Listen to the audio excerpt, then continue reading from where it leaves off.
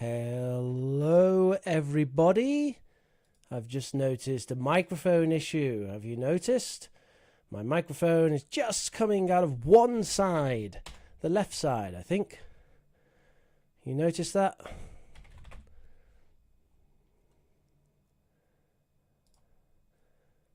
Now I'm going to fix it. At least I would fix it if Windows wasn't really annoying. Come on.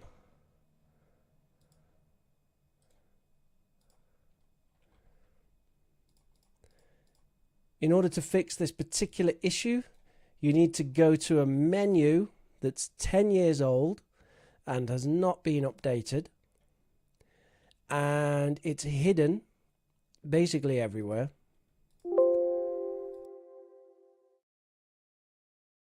I think that should fix it. 1, 2, testing.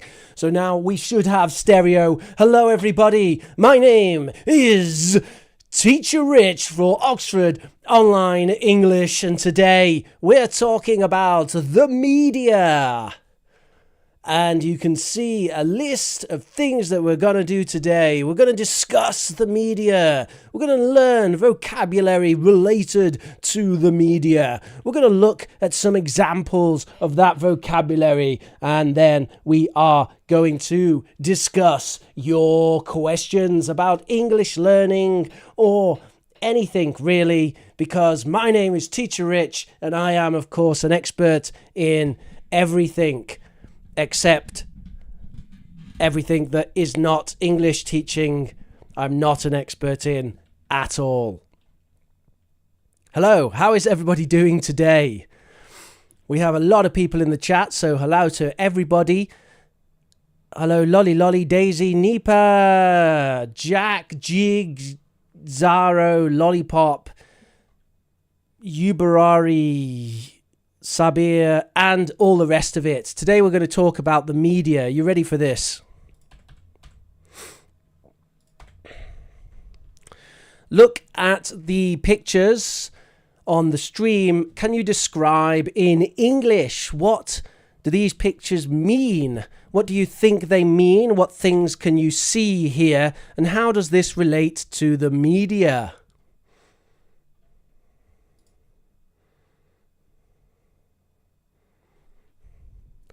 I do, of course, have my coffee.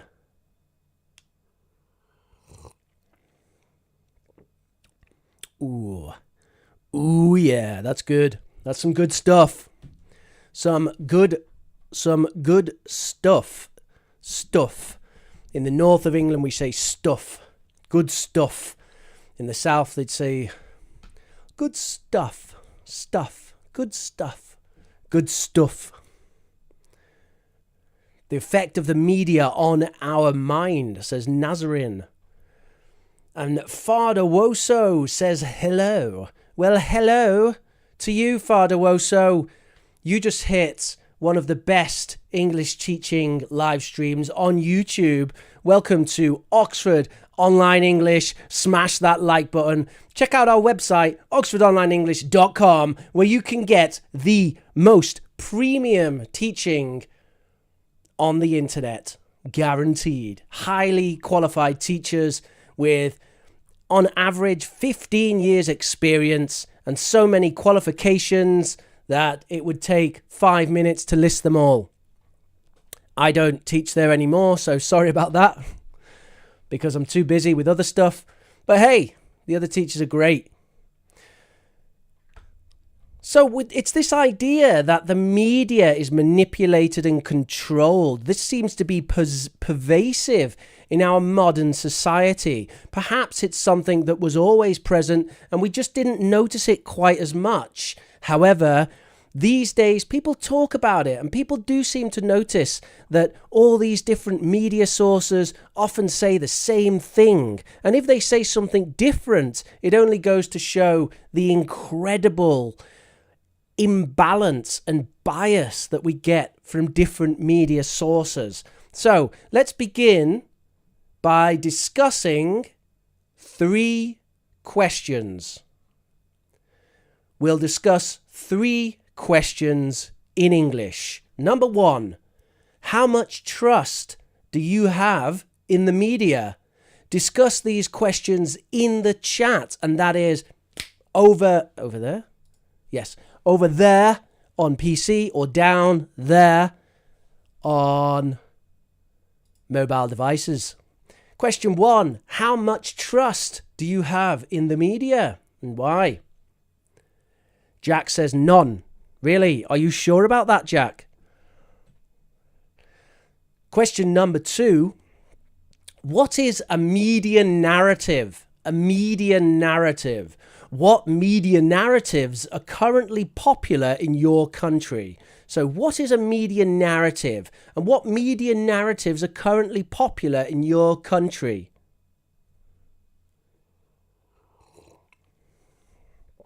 Lolly Lolly says, I don't really trust the media. I don't really trust the media.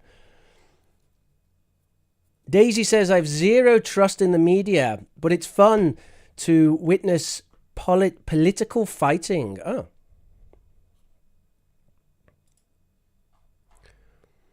Is it fun, Daisy? It's fun because you're young. When you get older, it's kind of annoying. It can be fun as well. But also, we think, should we do better things with our lives, perhaps? And also to Daisy and all of the Vietnamese in the chat, I say, Chap mừng Nai Độc Lập. Happy Independence Day.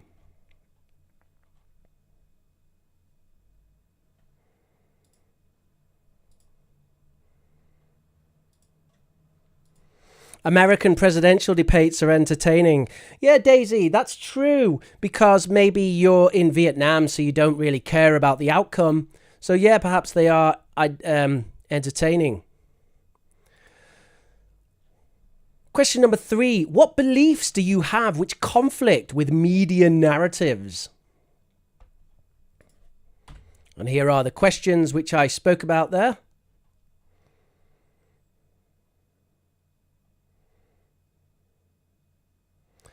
Marcio says, unfortunately, it's getting worse day by day. Good English there, Marcio. Do you think it's getting worse? Or are we just becoming more conscious of the problem?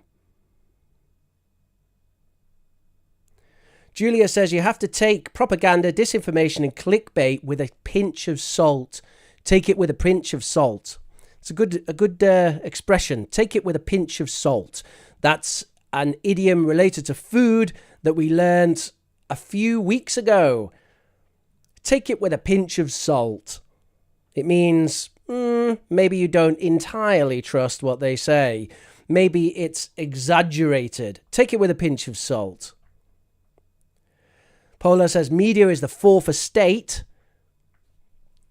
I never really understood what the first and second estate was.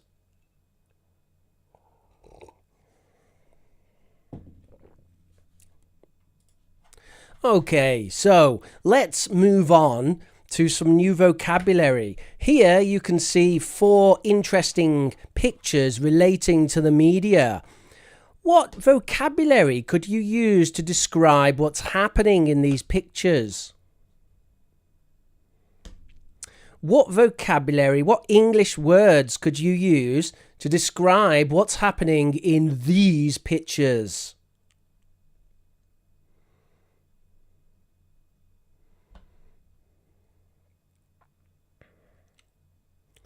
So look at the pictures 1, 2, 3 and 4. And please type in the chat.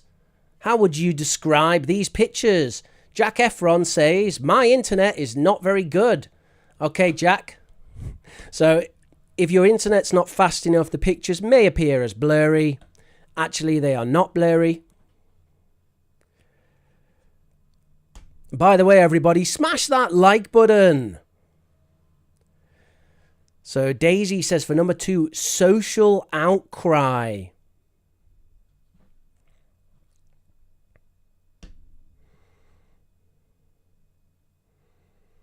Do we have anything else? If the pictures are blurry, then you should go to the bottom right of your YouTube video. You can increase the quality.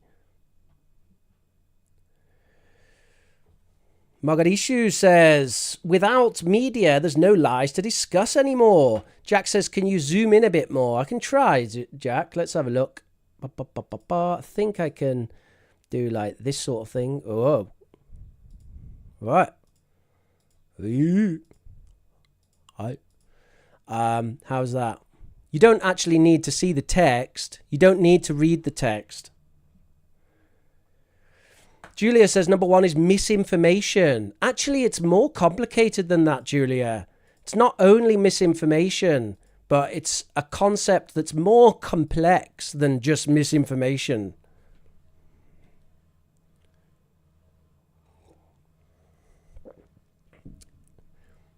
Number 3, propaganda. Interesting.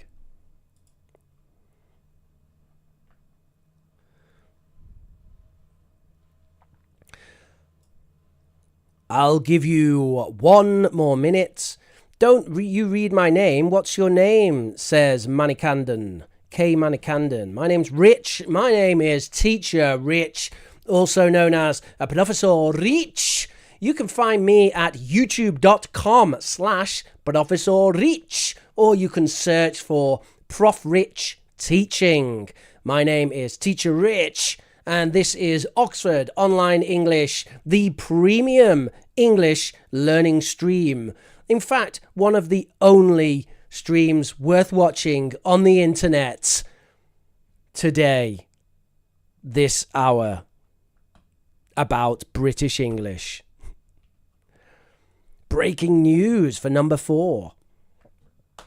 Blah, blah, blah for number 3, says Lolly Lolly. Huh? Huh? Huh? All right, so I'm going to tell you what the things are. So number 1 is actually fake news as a silencing tool. So what do you think that means? Not just fake news, but label something as fake news as a silencing tool. So what does that mean? Can someone explain that in the chat?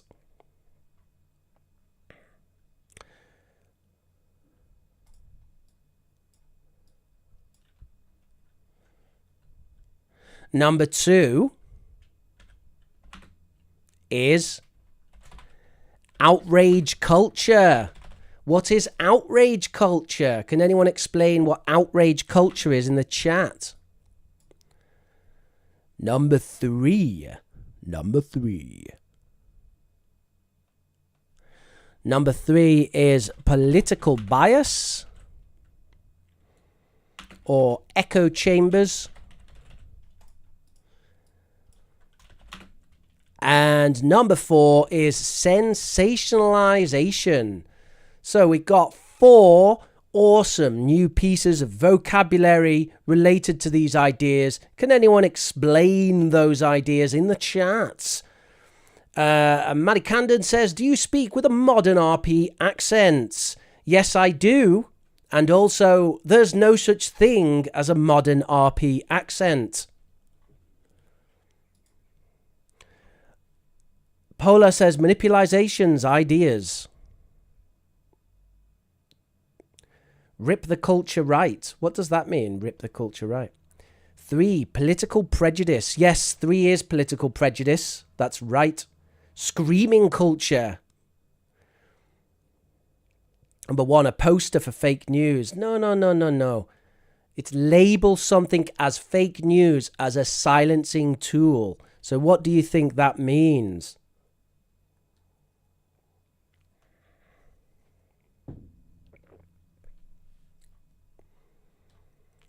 You have 30 seconds to give me your ideas before we move on.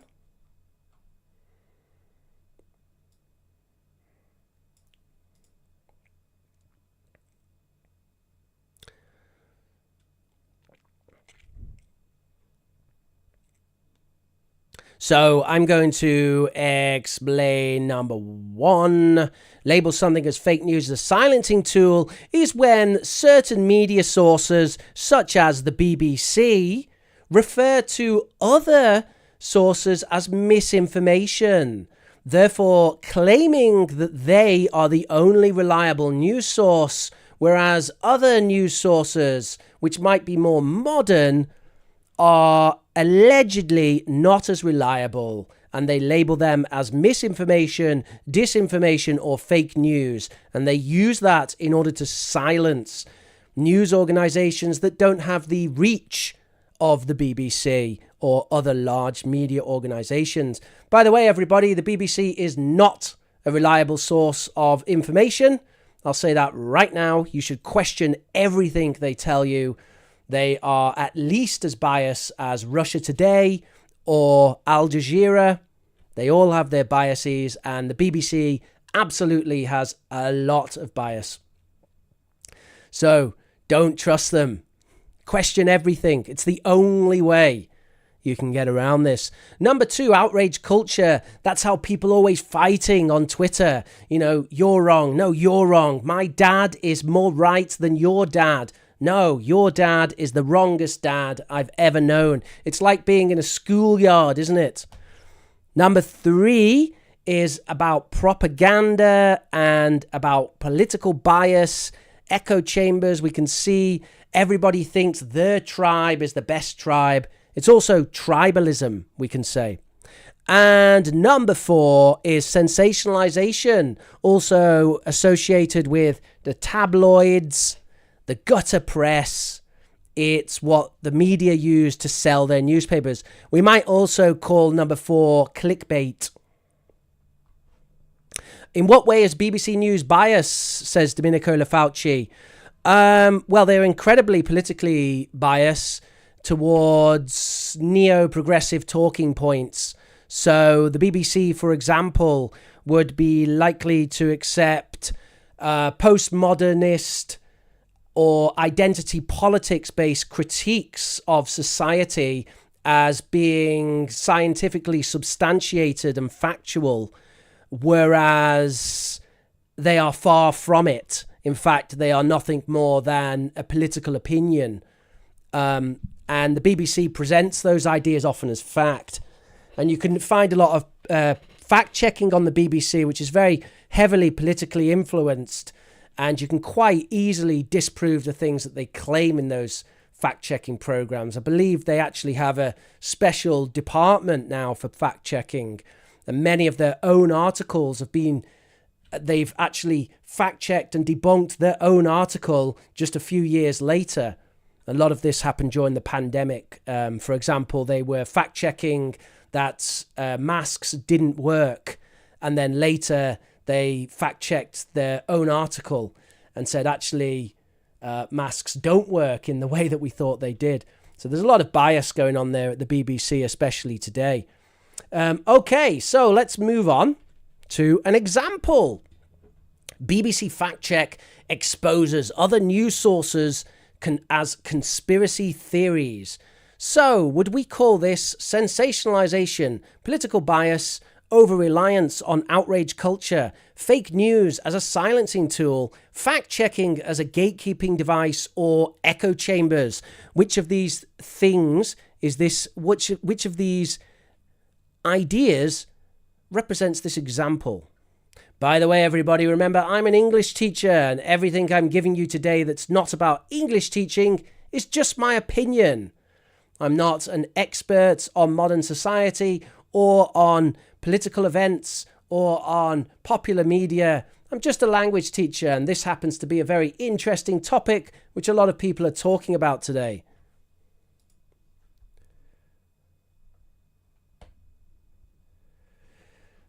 Manikadan, I have done a collaboration with English with Lucy. If you search YouTube for English with Lucy interview, you will find my podcast, ELT Under the Covers, where we did an interview with English with Lucy. And she talked about how her background is in marketing and she blended entertainment with learning, and that's how she became very popular, and I have a great deal of respect for her for doing that.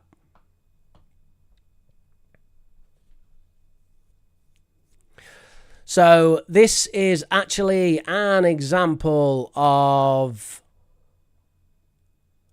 fake news as a silencing tool. Okay, let's move on to the next one. Twitter explodes as Hunter Biden appears to snub fish and chips, calling it trash food. So what is this an example of, everybody? Yes, Jack, my podcast channel is called ELT Under the Covers. That's education, learning, teaching under the covers. And you can also find my personal English learning channel, which is Prof Rich Teaching. That's youtube.com/Professor Rich.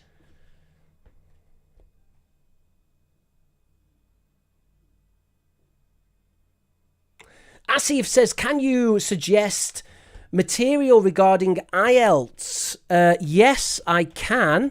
There's a wonderful website called IELTSonlinetests.com, and it's a great website for IELTS practice tests.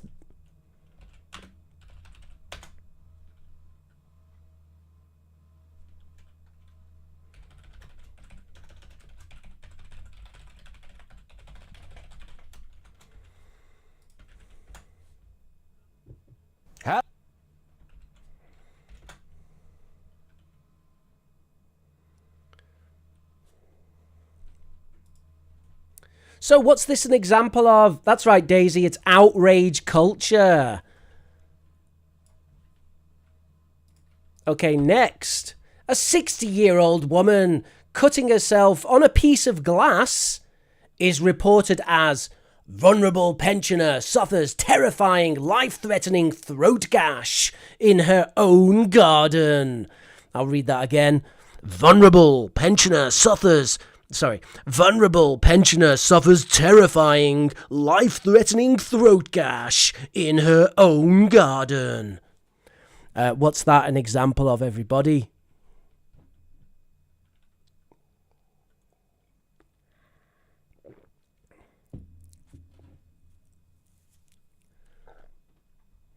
I've been in London in August and I ate fish and chips every night for dinner, says Luca. That's absolutely very unusual, Luca. Nobody does that. You know how often I have fish and chips? Once a year, or twice, maybe. And that's normal for English people. Fish and chips is a very exceptional meal to have, but it is quite uniquely English.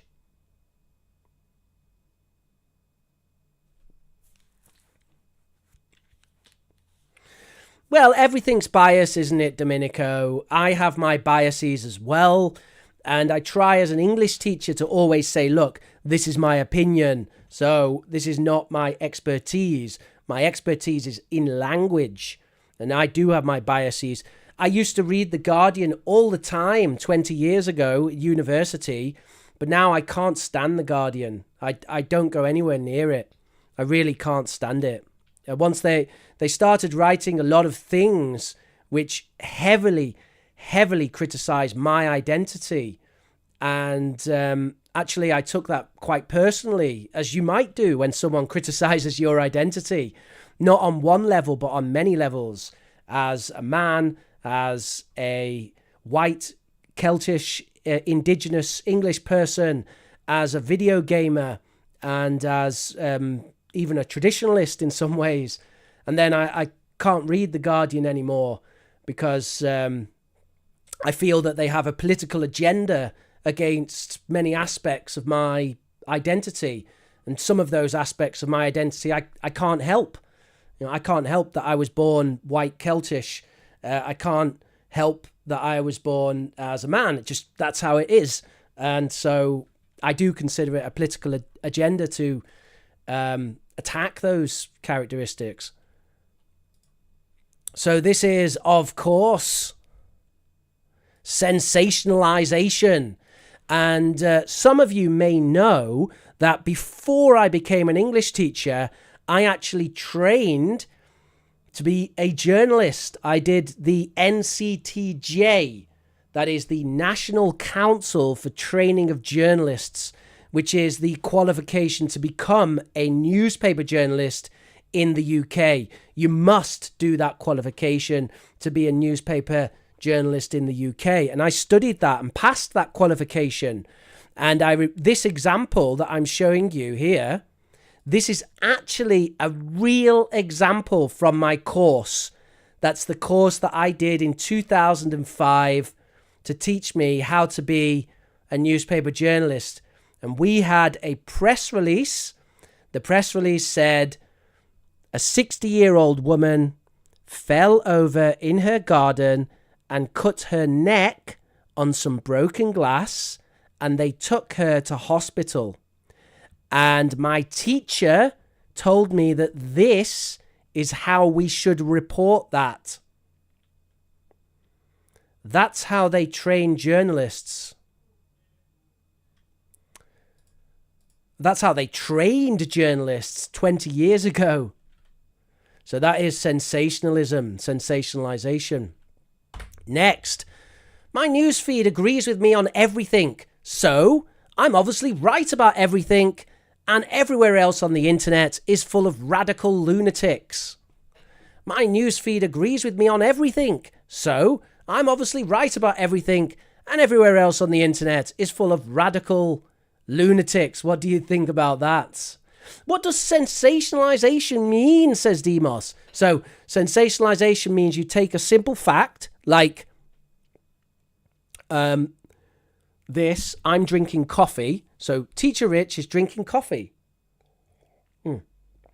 Then we sensationalize it. We say,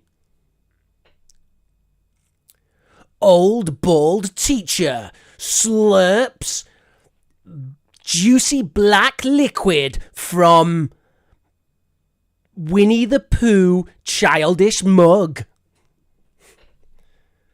I'll say that again. Old bald English teacher slurps juicy black juice, hot black juicy juice from childish Winnie the Pooh mug.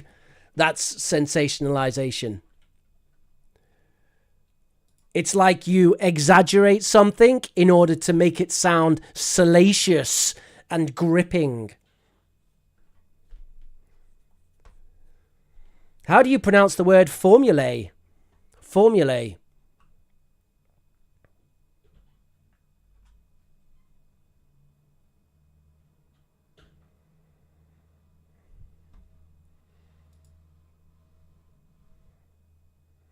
Did anyone answer this one? I'm still waiting. Or have we given up?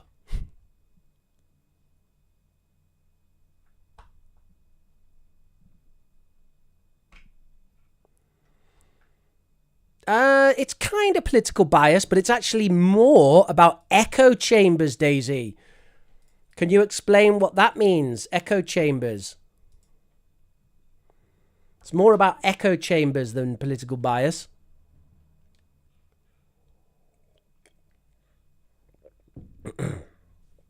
So an echo chamber is when you only hear opinions you agree with. You don't listen to anything that you don't agree with.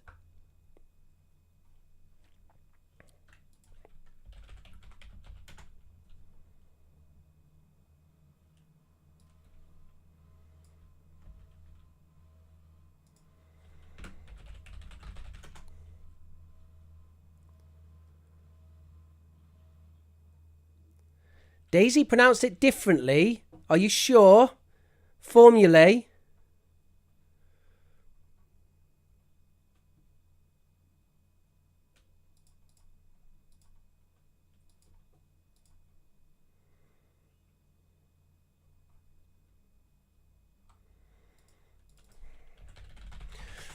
There is no correct way, by the way, of pronouncing something. Even in RP, there are different ways to pronounce something. So it's about getting close to a standard, but don't worry too much about minor differences.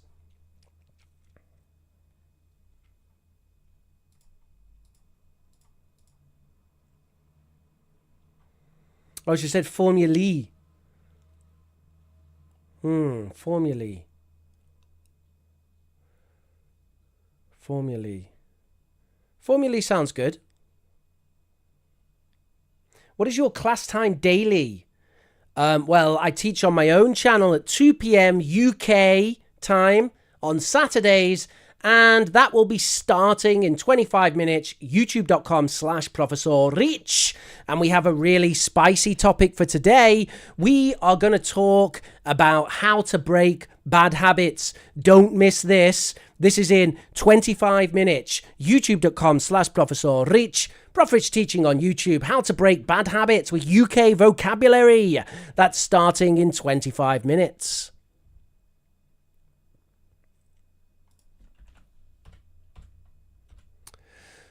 So, moving on, Boris Johnson's choice of tie shows his clear disdain for the working class. Boris Johnson's choice of tie shows his clear disdain for the working class.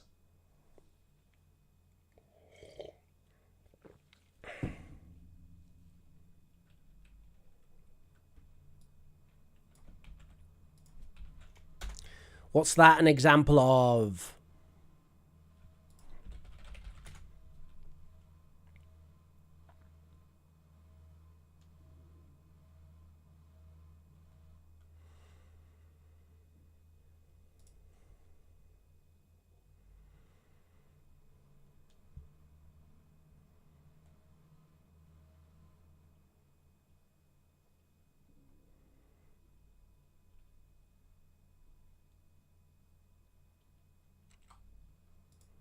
And there's a rather an interesting question there about zeros, where we have a question from Asif. He says, why do we write zeros instead of zeros?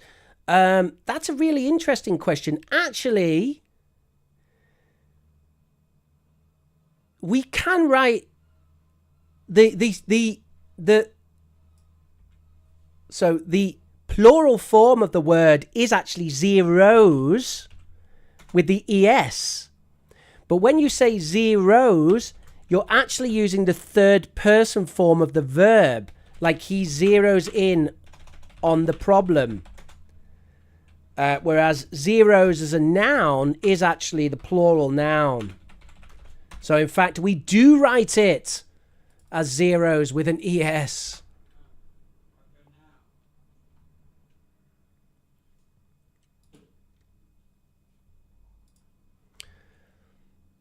Outrage culture. Yeah, it's a bit of outrage culture and a bit of sensationalization, a bit of political bias as well. All right, let's move on. Local men are sneezing more. Could this be the next pandemic? Are you ready for the next pandemic? Pandemic Season 2. My friend has a good joke. He said, I'm really looking forward for season 2024 of Clown World. That's right, sensationalization.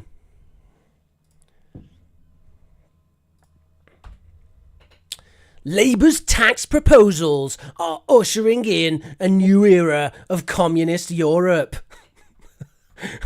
What's this? Rich, please tell me the pronunciation of this word. What is that word? Oh, it's the traditional plural of radius. I want to say radii, but actually I'm not that confident. I don't think I've ever said that word before. Radii. Who says that? Radii. It is radii.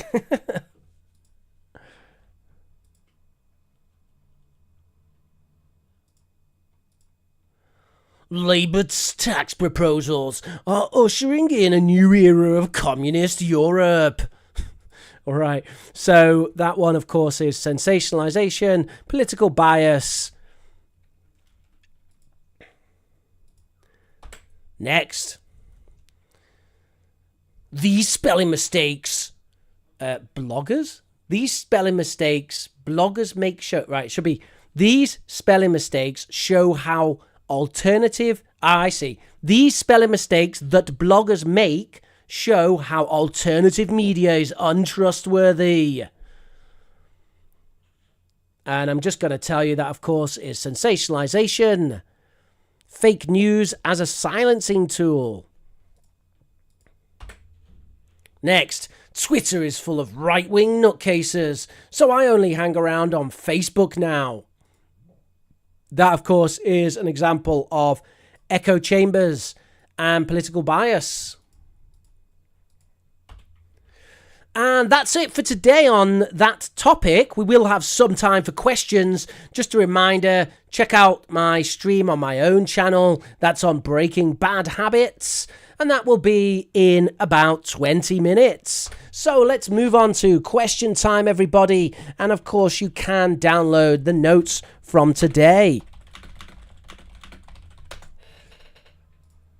So, does anyone have any questions about today's class or about English learning in general?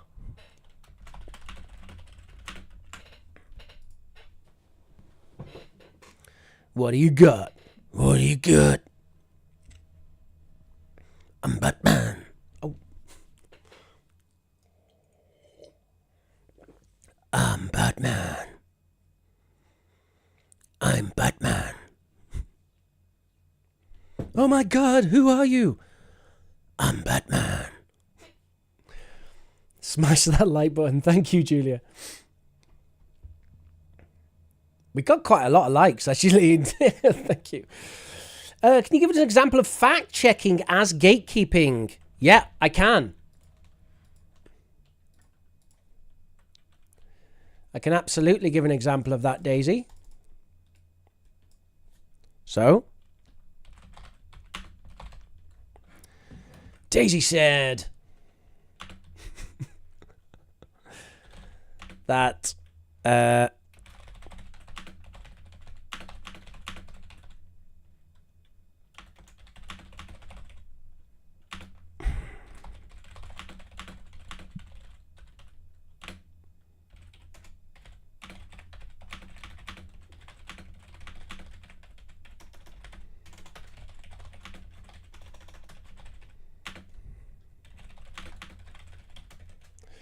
Daisy said that Vietnamese coffee is the best in the world. However, all these experts say it isn't, and my study says it isn't.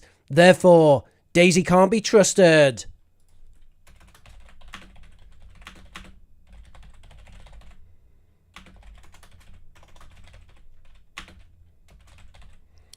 Don't listen to disinformation, Daisy. That's an example of using fact-checking as gatekeeping, Daisy. And I just want to show for everyone that this is just an example. And I was using a deliberately ridiculous example to show you that. Of course, Daisy is a very reliable source, in my opinion. Vietnamese coffee tastes great. I'm drinking Vietnamese coffee right now. I brought a lot of Vietnamese coffee back to England with me. I love Vietnamese coffee. It's not as good as Italian coffee, but it's good. And it's cheaper than Italian coffee. Can you tell me the meaning of Daisy? Daisy is a person's name. And she's in the chat. It's also a flower. It's a lovely flower.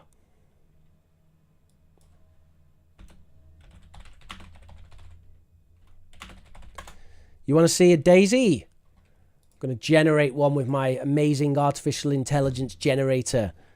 By the way, I just want to thank the guys who wrote Invoke AI on GitHub. It's a brilliant tool, and I use it for all of the pictures from today were all generated AI art, generated using Invoke AI, a fantastic tool. I've just generated that right now. That's a field of daisies. Lovely, isn't it? That is a daisy there, right there. It's a lovely flower. Grows all over England. I don't know about your country if you get these daisies, but they really grow all over England. Why don't we add some unicorns into our picture of a field of daisies? That could be fun. Do you think I should do a class on AI image generation? Could be fun, right? Let's add a unicorn into our field of daisies. Let's see if oh, yes, it's done it. It's done it so well. It's quite a fat unicorn, though. That is a big boy. It's kind of a My Little Pony unicorn as well. Don't know if maybe that's appropriate. Do you like that, Daisy? Is that your kind of unicorn? Oh. The only thing about AI generated images is they do sometimes get a bit weird. For example, the one it just generated, which is this, a unicorn with 3 horns and rather peculiar anatomy. Not so sure about that one. But yeah, in general, you get some really interesting images here. That's using Invoke AI. What's the correct tense? We gather here for the meeting. We are gathered. We are gathered here for the meeting. We are gathered. It's present passive. We are gathered here for the meeting and the chairperson is yet to arrive.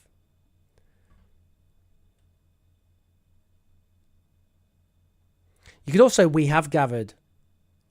So you could also use the present perfect simple. But I think I personally prefer the present passive.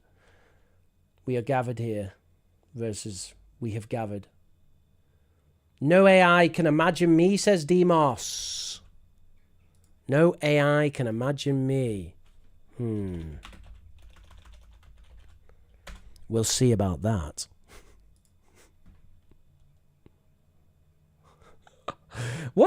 Do you know what Demos is, Demos? Because it's come up with quite an unusual.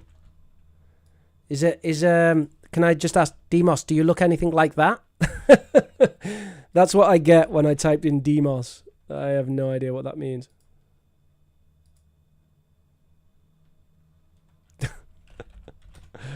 What is that?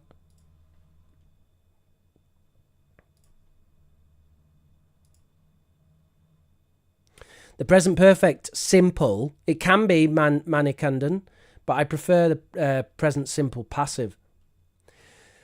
Google has launched a term designed to mark identity on images created by artificial intelligence.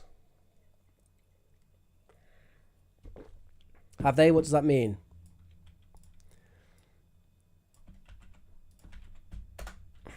What does that mean?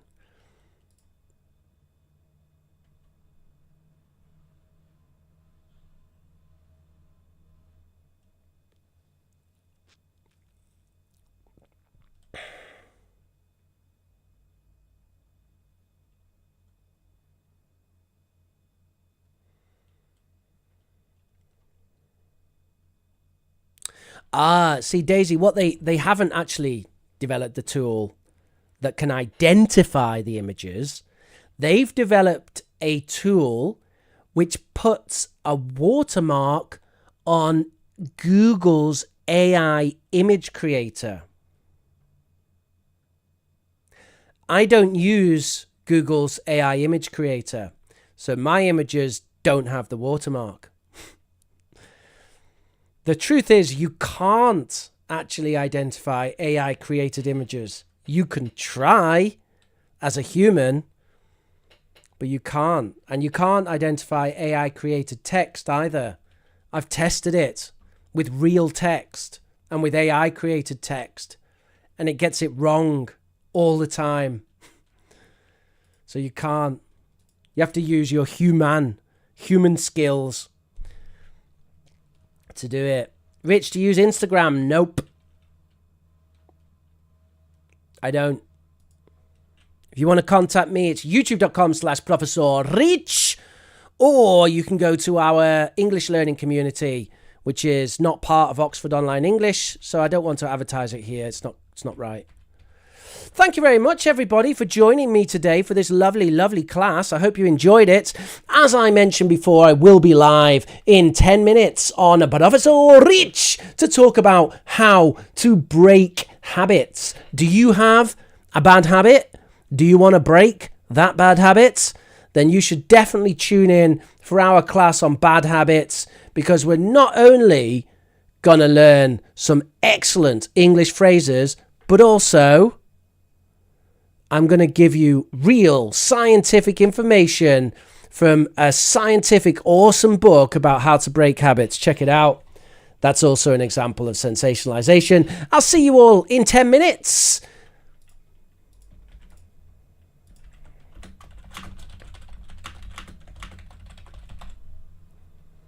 Name of the source, please. The source of what, Yasin?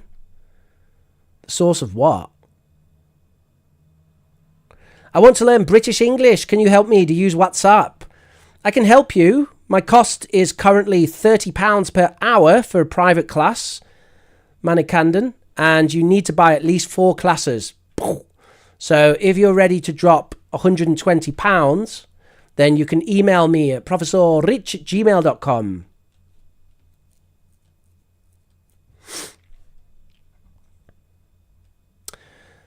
So, once again, thank you very much, everybody. Do join me in 10 minutes on my own channel. And I will catch you next week on Oxford Online English. Smash that like button, comment down below. Thank you very much. See you soon. Bye-bye.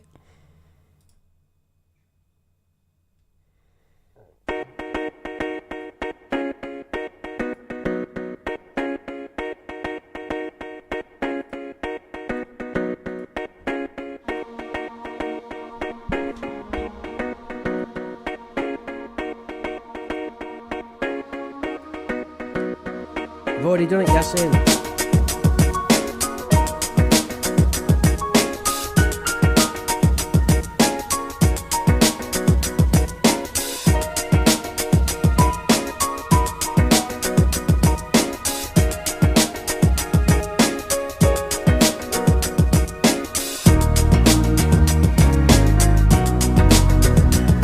Once again, thank you very much, everybody. Do keep up your English learning. Make sure that you check out oxfordonlineenglish.com.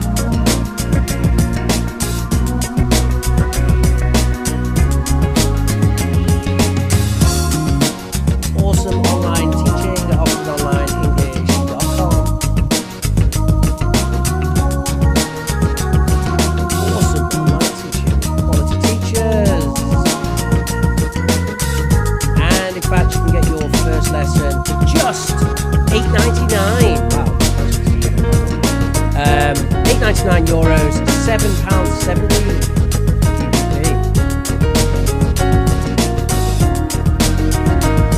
The cost of first classes has gone up with inflation.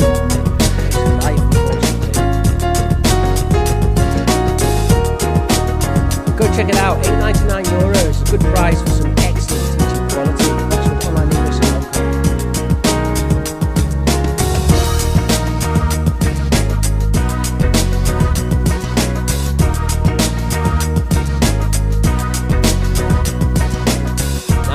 Make a coffee, and I will see you in a minute.